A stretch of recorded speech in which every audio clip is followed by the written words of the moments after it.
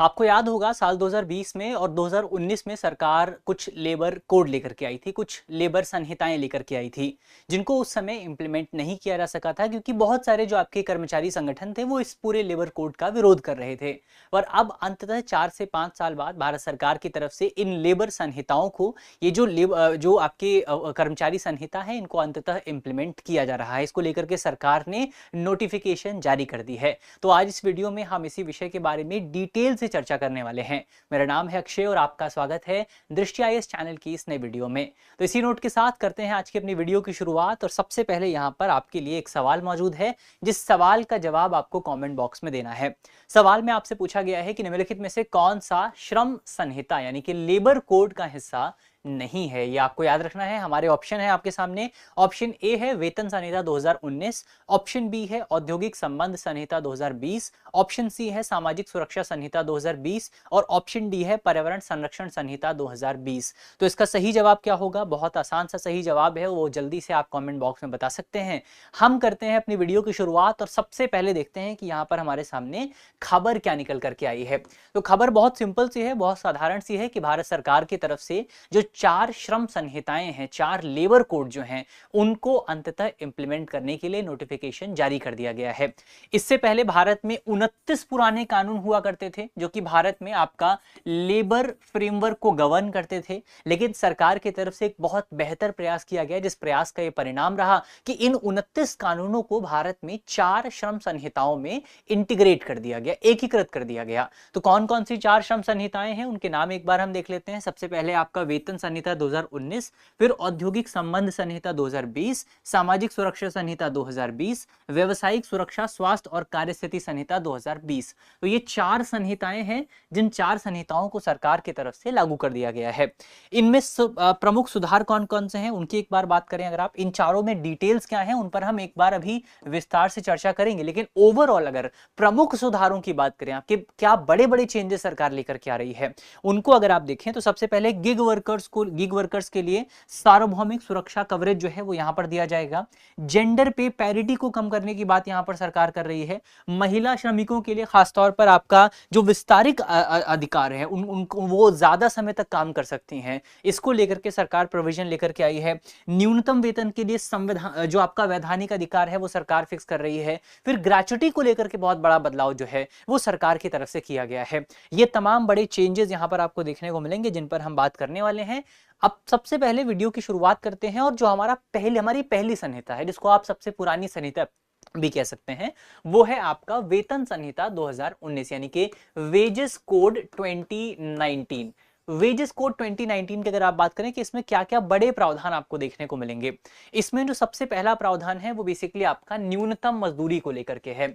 अभी तक क्या होता था कि भारत में ऐसा नहीं कि भारत में न्यूनतम मजदूरी प्रावधान नहीं था, भारत में पहले से एक मिनिमम वेजेस एक्ट मौजूद था, लेकिन वो मिनिमम वेजेस एक्ट भारत की समग्र जनता को कवर नहीं करता था। उसमें केवल आपका जो संगठित क्षेत्र के कर्मचारी थे मुख्यतः उनको ही कवर किया जाता था।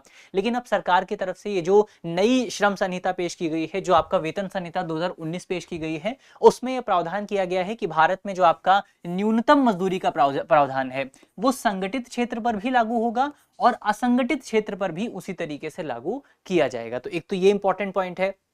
फिर सरकार ने तय किया है कि सरकार जो है एक फ्लोर वेज तय करेगी। फ्लोर वेज का मतलब ये है कि एक न्यूनतम मजदूरी तय की जाएगी। न्यूनतम मजदूरी मतलब ये बेसिकली आपका कोई भी जो एम्प्लॉयर है वो इस लेवल से कम सैलरी किसी को नहीं दे सकता है। जो भी सैलरी होगी वो इस लेवल से ज्यादा सैलरी यहां पर दी जाएगी।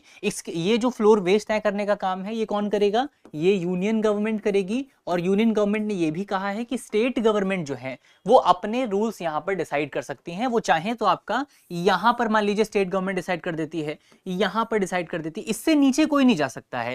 यानी कि जो फ्लोर वेज यहां पर सेंट्रल गवर्नमेंट डिसाइड करेगी उससे नीचे कोई नहीं जाएगा, उसके ऊपर ही आप जो है अपने वेज को बढ़ा सकते हैं। तो ये इंपॉर्टेंट पॉइंट है। इसके अलावा केंद्र सरकार जो फ्लोर वेज तय करेगी उसके लिए बहुत सारे आधार इस्तेमाल किए जाएंगे। उसके लिए आपका कर्मचारी का जो कौशल है वो इस्तेमाल किया जाएगा, उसके लिए आपका जियोग्राफिकल एरिया कौन सा है, क्योंकि कहीं पर आपको जो है लिविंग स्टैंडर्ड ज्यादा देखने को मिलता है, कहीं पर लिविंग स्टैंडर्ड की जो प्राइस है वो कंपेरेटिवली कम होता है, तो ज्योग्राफी को यहाँ पर ध्यान में रखा जाएगा, लोकेशन को ध्यान में रखा जाएगा। रोजगार की स्थिति क्या है, यानी कि किस कंडीशन में कोई कर्मचारी काम करता है। मान लीजिए कि कोई रोजगार की कंडीशन जो है, जो काम है वो बहुत ज्यादा मेहनत वाला काम है, वहां पर आपको बहुत ज्यादा फिजिकल मेहनत करनी पड़ती है, तो उसके लिए सरकार कोशिश करेगी कि वहां पर वेतन जो है उसको कंपैरेटिवली ज्यादा रखा जाए। कहीं पर काम करने में टेम्परेचर की प्रॉब्लम आती है, तो टेम्परेचर बहुत ज्यादा है तो वहां पर उसको कॉम्पनसेट किया जाए। ये तमाम चीजें जो है सरकार मजदूरी निर्धारित करते समय कंसिडर करेगी।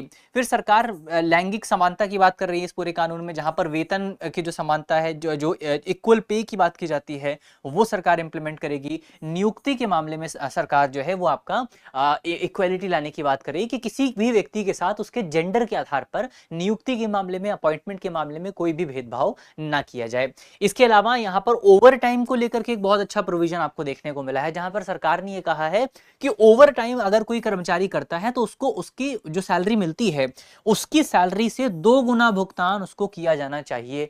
यह भी एक इंपॉर्टेंट प्रोविजन आपको देखने को मिलेगा। फिर इंस्पेक्टर कम फैसिलिटेटर की व्यवस्था यहां पर आपको देखने को मिली है। पहले भारत में आपको लेबर इंस्पेक्टर देखने को मिलते थे या श्रम इंस्पेक्टर जो आपके इंस्पेक्टर थे वो देखने को मिलते थे, लेकिन अब यहां पर इसको चेंज करके इंस्पेक्टर कम फैसिलिटेटर कर दिया गया है। इसका मतलब यह है कि जो आपके इंस्पेक्टर कम फैसिलिटेटर का जो काम है वो एक तो लॉ इन्फोर्स करना है, ये देखना है कि लॉ का सही ढंग से इंप्लीमेंटेशन हो रहा है या नहीं हो रहा है। उसके साथ साथ उनका काम यह भी है कि जो कर्मचारी हैं उनका मार्गदर्शन किया जाए, उनके बीच में जागरूकता फैलाई जाए और उनको सलाह दी जाए, उनको एडवाइस दी जाए कि वो किस तरीके से अपने अधिकारों को प्राप्त कर सकते हैं। इसके अलावा बहुत सारे अपराधों का गैर अपराधीकरण किया गया है, डीक्रिमिनलाइजेशन किया गया है छोटे छोटे अपराधों का। यह भी कहा गया है कि अगर कोई पहली बार अपराध करता है और गैर गंभीर अपराध है तो उस अपराध का निपटान केवल जुर्माने के माध्यम से किया जा सकता है। तो ये कुछ इंपॉर्टेंट प्रोविजन आपको मिलेंगे वेतन संहिता 2019 में।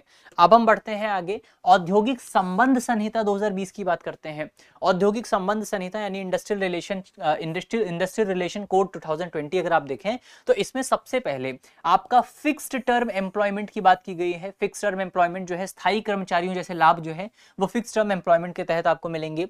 रीस्किलिंग फंड की बात की गई है, कौन से एम्प्लॉयज के लिए? रीट्रेंच्ड एम्प्लॉयज के लिए। रीट्रेंच्ड एम्प्लॉयज यानी कि जिनका ले ऑफ किया जा रहा है, जिनको कंपनी से निकाला जा रहा है, उनको स्किल दी जाएगी, उनके लिए स्किल की व्यवस्था की जाएगी। तो ये भी बहुत इंपॉर्टेंट प्रोविजन है। इसके अलावा जिस भी संगठन के पास 51% से ज्यादा जो है सदस्यता मौजूद होगी उसको नेगोशिएटर संगठन के तौर पर मान्यता प्राप्त होगी। वर्कर्स की डेफिनेशन जो है उसको विस्तारित किया गया है, जिसमें आपके सेल्स एम्प्लॉयज जो हैं, पत्रकार जो हैं, पर्यवेक्षी कर्मचारी जो हैं जिनकी सैलरी 18,000 रुपए से के आसपास होती है, उनको यहां पर आपका वर्कर की डेफिनेशन में शामिल किया गया है। इसके साथ साथ आपका ले ऑफ और क्लोजर के लिए जो अनुमानित सीमा है वो 100 से बढ़ा करके 300 कर दी गई है। अब इसका मतलब क्या है और इसके आधार पर जो आपका कोड है उसकी काफी ज्यादा आलोचना भी हो रही है, उसको अभी हम समझेंगे। फिर इसके अलावा शिकायत समितियों में महिलाओं का जो अनुपातिक प्रतिनिधित्व है उसको बढ़ाने की बात की गई है। वर्क फ्रॉम होम को वैधानिक मान्यता यहां पर दी गई है, जहां पर कर्मचारी और एम्प्लॉयर की जो सहमति है उसके आधार पर वर्क फ्रॉम होम का कॉन्ट्रैक्ट किया जा सकता है, जो कि काम में फ्लेक्सिबिलिटी प्रदान करता है। इसके अलावा एक इंडस्ट्रियल ट्रिब्यूनल को गठित करने की बात की गई है। इस इंडस्ट्रियल ट्रिब्यूनल का प्राथमिक काम होगा कि अगर कोई इंडस्ट्रियल डिस्प्यूट जनरेट होता है तो उसको उसी लेवल पर खत्म कर दिया जाए। तो ये जो आपका ट्रिब्यूनल है इसमें कौन कौन मेंबर्स होंगे? इसमें मुख्यतः आपको 2 मेंबर्स देखने को मिलेंगे, एक आपका जुडिशियल मेंबर होगा और एक आपका एडमिनिस्ट्रेटिव मेंबर होगा। तो ये पॉइंट आपको याद रखना है। इसके अलावा एक जो बहुत जरूरी बात यहां पर आपको देखने को मिलेगी वो है हड़ताल को लेकर के, स्ट्राइक को लेकर के एक बहुत इंपॉर्टेंट प्रोविजन है, जहां पर सरकार ने कहा है कि बेसिकली आपका अब अगर कोई संगठन स्ट्राइक करना चाहता है तो उसको 14 दिनों का अनिवार्य नोटिस देना पड़ेगा। यानी कि अब यहां पर आपको 14 दिन पहले बताना पड़ेगा कि कोई संगठन जो है वो आपका स्ट्राइक करना चाहता है। इसके अलावा एक बहुत इंपॉर्टेंट प्रोविजन आपको मिलेगा वो ये है कि अगर कोई किसी यूनियन में कुछ लोग जो है कलेक्टिव सीएल लेते हैं, यानी कि कलेक्टिव कैजुअल लीव लेते हैं, तो इसको स्ट्राइक माना जाएगा। और अगर इसमें 14 दिन का नोटिस नहीं दिया जाता है तो इसके लिए बेसिकली आपकी कार्यवाही की जा सकती है, जो एम्प्लॉय हैं उनको निकाला जा सकता है। ये प्रोविजन आपको मिलेंगे औद्योगिक संबंध संहिता 2020 में। फिर सामाजिक सुरक्षा संहिता 2020 की अगर आप बात करें तो इसमें सबसे पहले ईएसआई का जो प्रोविजन है, एम्प्लॉय स्टेट इंश्योरेंस का जो प्रोविजन है वो अब पूरे भारत में लागू कर दिया गया है। ईपीएफओ जो है यानी कि आपका एम्प्लॉय प्रोविडेंट फंड जो है उसमें अब याचिका डिपॉजिट जो है वो पहले 40 से 70% हुआ करता था, जिसको घटा करके 25% कर दिया गया। इसका मतलब ये हुआ कि पहले मान लीजिए अगर ईपीएफओ को लेकर के कोई डिस्प्यूट था, तो अगर आपको डिस्प्यूट रेज करना होता था तो आपको अपने ईपीएफओ अमाउंट का 40 से 70% जो पैसा है वो जमा करना पड़ता था, लेकिन ये पैसा काफी ज्यादा होता था। पर अब इस पैसे को घटा करके 25% कर दिया गया है, तो ये एक बहुत बड़ा डेवलपमेंट है। फिर आपके जो गिग वर्कर्स हैं, जो आपके प्लेटफॉर्म वर्कर्स हैं, जैसे ओला, स्विगी, जोमैटो, उबर, इन सारे प्लेटफॉर्म्स पे काम करने वाले जो वर्कर्स हैं, उनको पहली बार सामाजिक सुरक्षा के दायरे में शामिल किया गया। उनको अब जो है सोशल सिक्योरिटी के दायरे में शामिल किया गया है। एग्रीगेटर्स जो हैं उनको गिग वर्कर्स की सुरक्षा के लिए अपने एक साल के टोटल टर्नओवर का 1 से 2% का योगदान जो है वो इनके सुरक्षा के लिए सुनिश्चित करना पड़ेगा। वेजेस की आपको एक एकीकृत परिभाषा देखने को मिली है, यानी कि पहले क्या होता था कि ये तय नहीं होता था कि वेजेस की डेफिनेशन में क्या शामिल होगा, क्या शामिल नहीं होगा, लेकिन अब यहां पर वेजेस की डेफिनेशन को आप कह सकते हैं कि एक कॉमन डेफिनेशन जो है वो सबके लिए तय कर दी गई है, जहां पर सरकार ने कहा है कि वेजेस की डेफिनेशन में आपका जो मूल वेतन है, यानी कि आपकी बेसिक सैलरी जो है, आपका डीए जो है, आपका महंगाई भत्ता जो है, और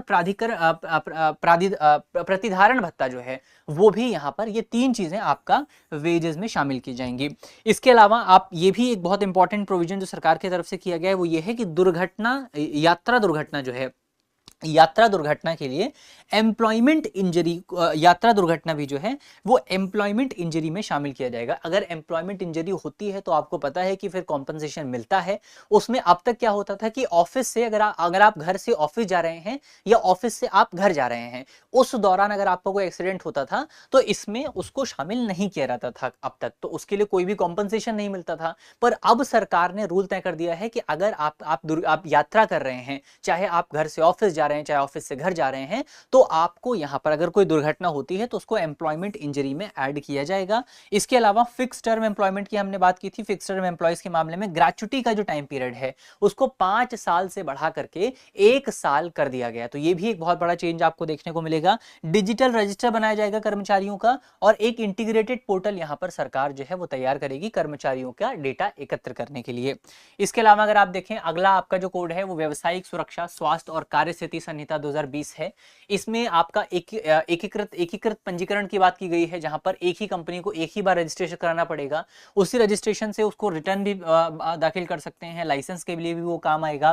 पहले क्या होता था कि आपको 6 जगह पंजीकरण कराना पड़ता था, तो इससे ईज ऑफ डूइंग बिजनेस यहां पर और ज्यादा मजबूत हुआ है, यानी कि कंपनियां जो है वो और बेहतर तरीके से काम कर सकती हैं। इसके अलावा हजार्डस इंडस्ट्री जो है उसकी डेफिनेशन को थोड़ा सा विस्तारित किया गया है, जहां पर सरकार को अभी अधिकार दिया गया है कि अब वो किसी भी ऐसी इंडस्ट्री जहां पर कोई खतरा मौजूद हो, चाहे उस इंडस्ट्री में एक व्यक्ति भी काम करता हो, उसको हजार्डस इंडस्ट्री डिक्लेयर कर सकती है सरकार। इसके अलावा आपका जो इंटर स्टेट माइग्रेंट वर्कर्स हैं उनको लेकर के सरकार कुछ बेनिफिट लेकर के आई है। उनको यहाँ पर एनुअल ट्रैवल अलाउंस सरकार ने कहा है कि कंपनियों को देना पड़ेगा। जो आपका पब्लिक डिस्ट्रीब्यूशन सिस्टम है, यानी कि राशन कार्ड से जो फूड ग्रेन्स मिलते हैं, वो पीडीएस पोर्टेबिलिटी की बात यहाँ पर सरकार की तरफ से की गई है, यानी कि आप अपने राशन कार्ड का इस्तेमाल कहीं भी कर सकते हैं। फिर सरकार उनके लिए एक हेल्पलाइन भी स्थापित करेगी, जो इंटर स्टेट माइग्रेंट्स, यानी कि जो लोग बिहार से मान लीजिए पंजाब जाते हैं, उत्तर प्रदेश से दिल्ली काम करने आते हैं, या कहीं भी आप काम करने जाते हैं, तो आपको ये सुविधाएं जो है आप सरकार की तरफ से दी गई हैं। नियुक्ति पत्र जो है, अपॉइंटमेंट लेटर जो है, उसको अनिवार्य कर दिया गया है। महिलाएं भी जो हैं वो आपको रात में काम कर सकती हैं, लेकिन ये कंपनी की जिम्मेदारी है कि वो सुरक्षा उपायों को सुनिश्चित करे। एक राष्ट्रीय डेटाबेस जो है वो आपका कर्मचारियों को बनाया जाएगा, जैसे ई श्रम पोर्टल है, ऐसा ही एक राष्ट्रीय डेटाबेस बनाया जाएगा। दुर्घटना मुआवजे की बात यहाँ पर की गई है। जुर्माने का 20% अमाउंट जो है वो पीड़ित को यहाँ पर दिया जाएगा जुर्माने के तौर पर। पहले ये अमाउंट आपका 20% हुआ करता था, अब 50% इसको बढ़ा करके कर दिया गया है। तो ये हमने देखा कि आपके चारों जो कोड्स हैं, उन चारों कोड्स में क्या क्या इंपॉर्टेंट बातें आपको देखने को मिलेंगी। अब यहाँ पर आपका श्रम संहिताओं का प्रभाव क्या होने वाला है, कर्मचारियों पर क्या प्रभाव पड़ेगा, कंपनियों पर क्या प्रभाव पड़ेगा, और इकोनॉमी पर क्या प्रभाव पड़ेगा। सबसे पहले कर्मचारियों पर प्रभाव की अगर आप बात करें तो इसमें आपका सार्वभौमिक न्यूनतम मजदूरी की बात की गई है, जिसको स्टैट्यूटरी बैकिंग भी यहाँ पर दी गई है, तो एक ये बहुत अच्छा प्रोविजन है। इसमें सामाजिक सुरक्षा का विस्तार किया गया है, स्वास्थ्य सुरक्षा, मातृत्व लाभ को मजबूत किया गया है। गिग वर्कर्स जो है, प्लेटफॉर्म वर्कर्स जो है, उनको सामाजिक सुरक्षा के दायरे में शामिल किया गया है। इसमें आपको लैंगिक समानता की बात की गई है, रात में कार्य करने की अनुमति दी गई है महिलाओं को, जिससे उनका जो बेसिकली आपकी पोटेंशियल है उसको बेहतर ढंग से इस्तेमाल किया जा सकता है। तो आपका कर्मचारियों के लिए भी इसमें कोई बहुत बहुत सारे प्रोविजन है। कंपनियों के लिए अगर आप बात करें, उद्योग के लिए अगर आप बात करें, तो पंजीकरण, लाइसेंस, रिटर्न, इसको अब एक ही जगह पर इंटीग्रेट कर दिया गया है। अब इंटीग्रेटेड पोर्टल यहां पर बनाएगी सरकार, तो आपको अलग अलग जगह पर जाकर के फॉर्म भरने की जरूरत नहीं पड़ेगी। इससे भारत में कानूनी बोझ जो है वो कम होगा, डिजिटलीकरण भारत में बढ़ेगा, जिससे ease of doing business Bharat में यहां पर बढ़ने वाला है। इकोनॉमी के लिए अगर आप बात करें, इकोनॉमी में बेसिकली फायदा यह होगा कि रोजगार सृजन में आपका सहूलियत होगी, लोगों को ज्यादा रोजगार मिल पाएगा, व्यवसाय करने में आसानी होगी, वही हमने बात की, ईज ऑफ डूइंग बिजनेस बढ़ेगा, जो श्रमिक हैं उनकी उत्पादकता यहां पर बढ़ेगी, और इकोनॉमी का आपका फॉर्मलाइजेशन आपको देखने को मिलेगा, यानी कि इकोनॉमी जो है वो असंगठित क्षेत्र से संगठित क्षेत्र की तरफ आपको बढ़ती हुई नजर आ सकती है। ये कुछ फायदे यहाँ पर आपको देखने को मिलेंगे, लेकिन ऐसा नहीं कि फायदों के अलावा कुछ चैलेंज नहीं है, कुछ चैलेंज भी यहाँ पर देखने को मिलेंगे। जैसे इसमें हायर एंड फायर को जो है ऐसी आलोचना की जा रही है कि सरकार ने इस पूरे कानून में हायर एंड फायर को बहुत ज्यादा आसान बना दिया है। हमने बात की थी कि जो आपका मिनिमम जो नंबर है उसको 100 से बढ़ा करके 300 कर दिया गया है। इसका मतलब ये हुआ, पहले ये रूल हुआ करता था कि अगर किसी कंपनी में 99 से कम कर्मचारी होते थे, या पहले किसी कंपनी में अगर 99 से कम कर्मचारी होते थे, तो उनको निकालने के लिए, उनको काम से हटाने के लिए सरकार कंपनी को सरकार की अनुमति नहीं लेनी पड़ती थी। लेकिन अगर किसी कंपनी में 99 से ज्यादा एम्प्लॉय हुआ करते थे, तो उनको मास ले ऑफ करने के लिए या क्लोजर करने के लिए, कंपनी को बंद करने के लिए जो कंपनी थी उसको सरकार से अनुमति लेनी पड़ती थी। ये लेकिन अब इस संख्या को बढ़ा करके 299 कर दिया गया है, या आप कह सकते हैं 300 के ऊपर अनुमति लेनी पड़ेगी। पहले 100 के ऊपर अनुमति लेनी पड़ती थी, 99 तक अनुमति लेने की जरूरत नहीं थी। अब 300 पर अनुमति लेनी पड़ेगी, 299 तक अनुमति लेने की जरूरत नहीं है। इसका मतलब यह है कि अब अगर किसी कंपनी में 299 लोग काम करते हैं, तो उस कंपनी के जो मालिक हैं वो बिना सरकार को नोटिस दिए, बिना सरकार की अनुमति के उन कर्मचारियों को अपने रोजगार से निकाल सकते हैं। तो ये एक बहुत विवादित प्रोविजन आपको देखने को मिलेगा। फिर साप्ताहिक जो आपके काम के घंटे हैं उनको 48 घंटे तक सीमित रखा गया है, लेकिन बहुत सारे आलोचकों का यह कहना है कि इससे कम दिनों में 12 घंटे की शिफ्ट की संभावना बन जाती है। जैसे उदाहरण के तौर पर अभी मैक्सिमम एक कंपनी जो है वो अपने कर्मचारियों से 48 घंटे एक हफ्ते में काम करा सकती है। 48 घंटे का मतलब ये हुआ कि अगर कोई कर्मचारी 6 दिन काम करता है, तो इसका मतलब ये हुआ कि वो आपका एक दिन में 8 घंटे काम कर सकता है। 7 दिन अगर करता है तो 9 पॉइंट कुछ 3 आप मान सकते हैं, कुछ निकल करके आएगा। लेकिन अगर उस कर्मचारी को ये आपका मान लीजिए 9 घंटे, 7 घंटे माफ कीजिएगा, ये सॉरी 7, अगर आप 5 दिन काम कराते हैं तो 9 घंटे के आसपास निकल करके आता है।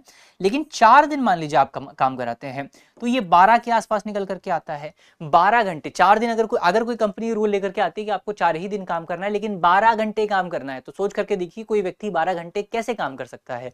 ये बहुत विवादित प्रोविजन है। फिर बहुत सारे अपराधों का डीक्रिमिनलाइजेशन किया गया है, जो कि कर्मचारियों के शोषण का रास्ता जो है वो साफ करेगा। यानी कि अब पहले जो चीजें अपराध हुआ करती थी उनको अपराध के दायरे से बाहर कर दिया गया, जिससे कंपनियों को एक लाइसेंस मिलेगा कि वो अपने कर्मचारियों का और ज्यादा शोषण कर सकती हैं। इसके अलावा आपका स्ट्राइक के लिए जो 14 दिन का जो अनिवार्य नोटिस दिया जाना है, या कलेक्टिव कैजुअल लीव का जो प्रोविजन है, ये प्रोविजन भी काफी विवादित है। आप सोच करके देखिए कि स्ट्राइक का उद्देश्य क्या होता है। स्ट्राइक का उद्देश्य होता है कि कंपनी मैनेजमेंट को एक चैलेंज देना कि अगर आप हमारी बातों को नहीं मानेंगे तो कंपनी की प्रोडक्टिविटी पर बाधा उत्पन्न होगी, या कंपनी की प्रोडक्टिविटी पर खतरा उत्पन्न होगा। पर यहां क्या हो रहा है, यहां आपका 14 दिनों की नोटिस को अनिवार्य बना दिया गया, और 14 दिन एक बहुत लंबा पीरियड है जहां पर एक कंपनी अपने ऊपर होने वाले नुकसान को कम कर सकती है। 14 दिनों में उन एम्प्लॉयज को बाहर निकाला जा सकता है, उन एम्प्लॉयज को परेशान किया जा सकता है। तो आप सोच करके देखिए कि अगर आप 14 दिन का टाइम देंगे तो कोई कर्मचारी कैसे यहां पर जो है आपका स्ट्राइक में शामिल हो पाएगा। तो ये एक बहुत विवादित प्रोविजन है, और इसीलिए बहुत सारे जो आपके जो वर्कर एक्टिविस्ट हैं उनका ये कहना है कि ये जो आपका पूरा संहिता सरकार लेकर के आई है, ये संहिता एंटी वर्कर है, प्रो एम्प्लॉयर है। तो ये कुछ इंपॉर्टेंट डेवलपमेंट यहां पर आपको देखने को मिले हैं। तो ये तमाम जो आपके बिंदु थे इंपॉर्टेंट, उन पर हमने बात कर ली है। अब अंत में जो करंट अफेयर का सवाल आपके लिए था, ये सवाल यहाँ पर लिखा हुआ है, इसका जवाब आप कमेंट बॉक्स में बताइएगा। तो यहाँ पर इसी नोट के साथ करते हैं आज की अपनी वीडियो को समाप्त। मुझे उम्मीद है कि वीडियो आपको पसंद आई होगी। वीडियो अगर आपको अच्छी लगी है तो वीडियो को लाइक कीजिएगा, वीडियो को शेयर कीजिएगा अपने दोस्तों के साथ, अपने साथियों के साथ। मिलते हैं आपसे अगले वीडियो में, तब तक के लिए अपना ख्याल रखिए, ध्यान रखिए, पढ़ते रहिए। धन्यवाद। अब एग्जाम की तैयारी को और बेहतर करने के लिए हमारे चैनल को लाइक, शेयर और सब्सक्राइब करना ना भूलें।